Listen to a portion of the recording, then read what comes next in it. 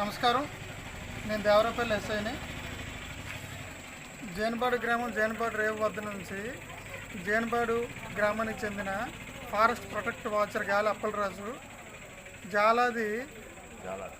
జాలాడ ప్రసాద్ అనే అబ్బాయిని తీసుకొని ఒక బోటు మీద వుడ్ ఏదో ఇల్లీగల్గా ట్రాన్స్పోర్ట్ అవుతుంది, దాన్ని పట్టుకోవడం కోసం వెళ్తున్నట్లు వెళ్ళారని, వారికి అటువైపు నుంచి ఇద్దరు వ్యక్తులు గంజాయి జీవన్, దేవర రమేష్ కూడా వచ్చి వారు కూడా వీళ్ళు పడవ ఎక్కి రిటర్న్ అక్కడి నుంచి బయలుదేరి ఇక్కడికి వచ్చారు.